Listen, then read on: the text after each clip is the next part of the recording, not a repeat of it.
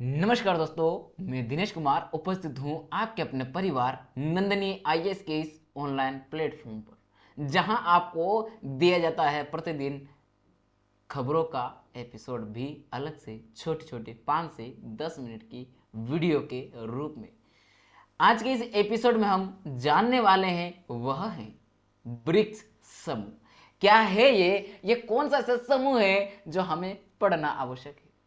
कौन सा ऐसा कारनामा करने जा रहे हैं ये समूह? ये समूह जो है, ये इस समूह के सदस्य देश जिसकी वजह से अमेरिका के राष्ट्रपति बौखलाए हुए हैं। क्या आपको पता है इन लोगों का क्या प्लान चल रहा है? और उस प्लान की जब इनको योजना का पता चला तो अमेरिका के राष्ट्रपति को नुकसान दिखा तो लॉस दिख रहा, तो उन्होंने अपने पहले से धमकी भरी बातें कहना स्टार्ट कर दिया।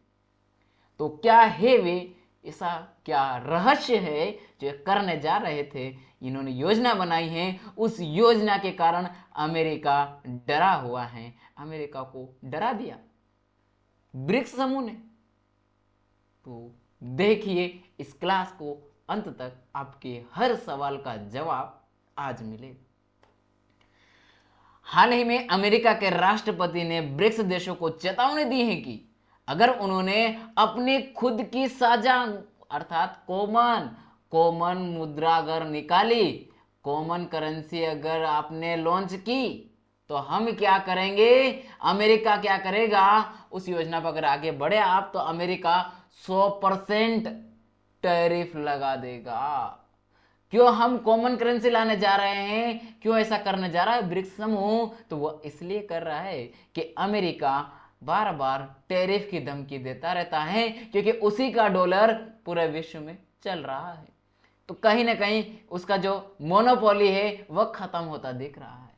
अगर ब्रिक्स अपनी करेंसी लेके आता है तो इसकी जो डॉलर है उसका क्या होगा, उसकी डिमांड कम पड़ जाएगी, और डिमांड कम होगी तो वह जो बार बार क्या करता है, टैरिफ लगाना, प्रतिबंध लगाना, ये जो कार्य करता है, इसका किसी भी देश पर, विशेषकर ब्रिक्स देशों पर कोई फर्क पड़ना ही नहीं है, कोई इफेक्ट पड़ना ही नहीं है। और अगर नहीं पड़ेगा तो अमेरिका का तो लॉस है, और जब उसको लॉस दिखाई दिया, दूरगामी प्रभाव दिखाई दिया, तो अमेरिका के राष्ट्रपति वर्तमान वाले जो कि डोनाल्ड ट्रंप जी हैं, उन्होंने ये चेतावनी दे दी इनको, ऐसा नहीं करेंगे आप। क्यों? तुम्हारे घर की खेती है, जहां चाहोगे वहां वैसे ही करोगे।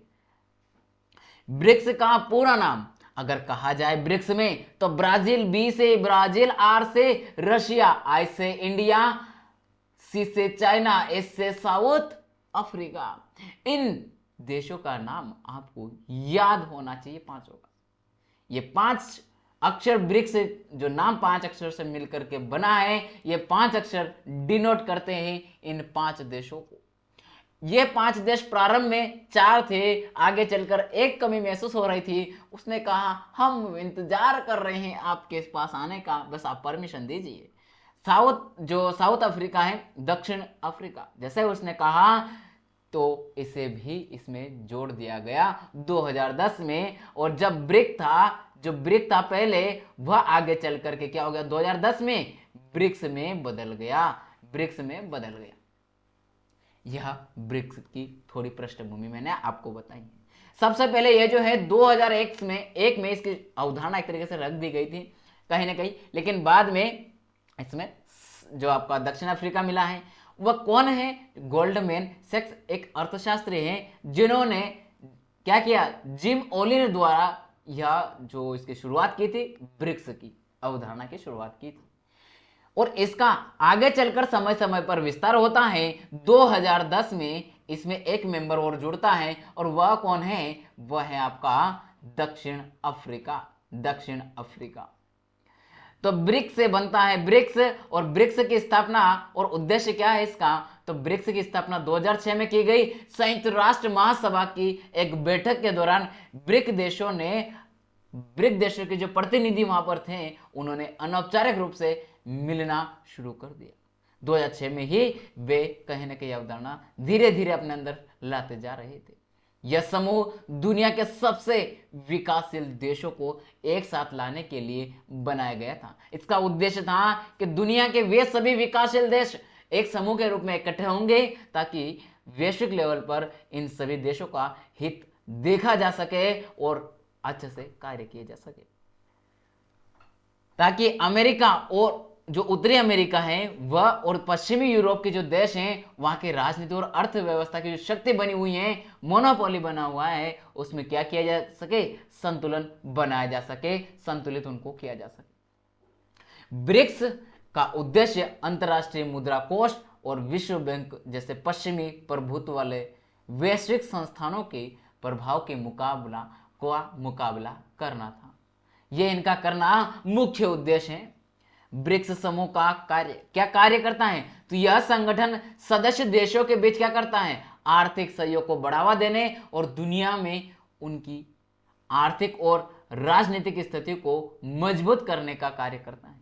ब्रिक्स समूह के नए सदस्य कौन कौन से हैं, 2024 और 25 में कौन कौन से इसके नए सदस्य बने हैं, जरा देखिए एक छोटी सी स्लाइड के रूप में, एक आगे की खबर के रूप में। ब्रिक्स जो बना सबसे पहले 4 सदस्यों के रूप में बना, 4 सदस्यों के रूप में बना। उसके बाद में 2010 की एक बात बनती है और एक सदस्य और इसमें बनता है और ये 5 सदस्य का समूह बन जाता है। बात आगे चल करके जाती है 2024 में आकर के इसमें और सदस्य समूह बनना, इसके और भी बनना प्रारंभ करते हैं और इसमें अब कितने हो जाते हैं, टोटल 10 हो जाते हैं, क्योंकि सऊदी अरब 2024 और 25 जोड़ लिए, इसमें 25 भी काउंट होगा, ईरान, इथियोपिया और यूएई, संयुक्त अरब अमीरात और मिस्र, ये 5 देश और इसमें बाद में आकर के शामिल होते हैं। तो वर्तमान में कितने सदस्य बन गए हैं, वर्तमान में ब्रिक्स में कुल कितने सदस्य हैं, तो 10 सदस्य हो चुके हैं। शुरुआत में ये 4 सदस्य जुड़ते हैं और बाद में इथियोपिया भी जुड़ जाता है। सॉरी, ये तो 2024 की घटना थी, ये 2024 में जुड़ते हैं जहां 10 मिलते हैं।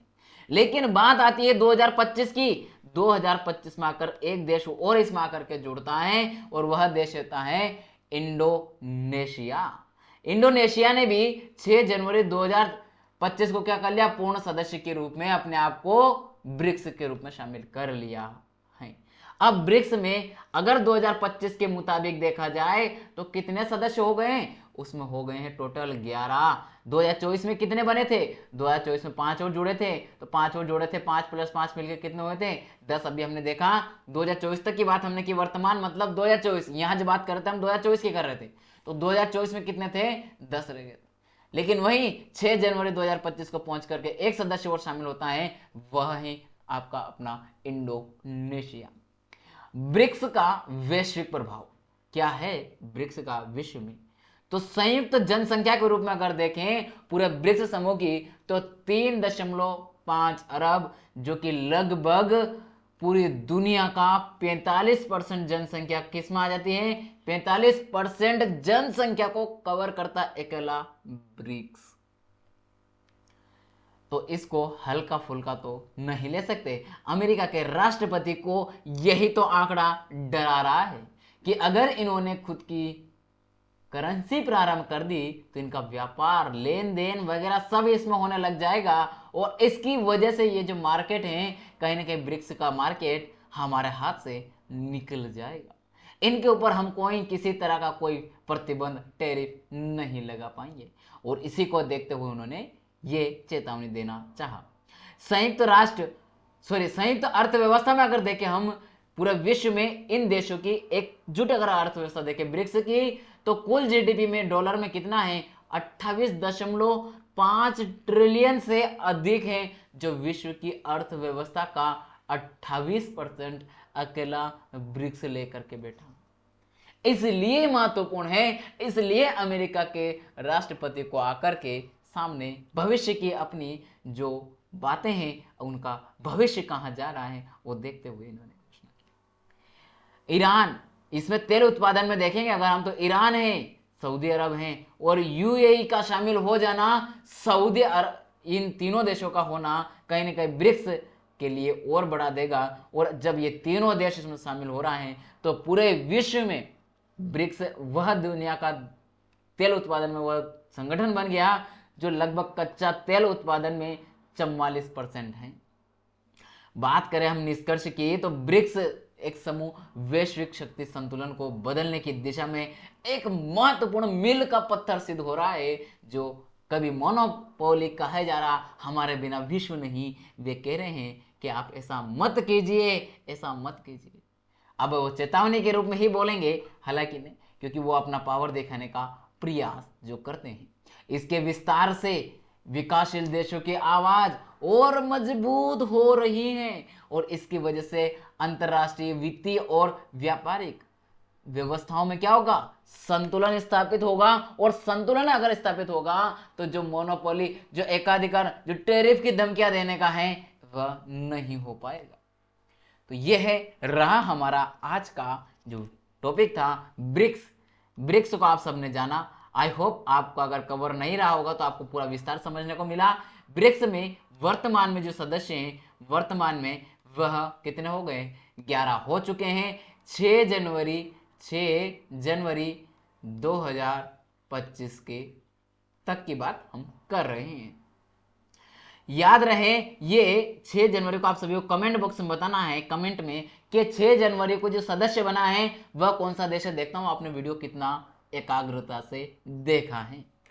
तो चलिए मिलेंगे अगली क्लास में। आज के सेशन को यहीं रोकते हैं, लेकिन अगर आपने अभी तक चैनल को सब्सक्राइब नहीं किया है तो कर लीजिए और अपने दोस्तों को भी इसकी लिंक शेयर कर दीजिए।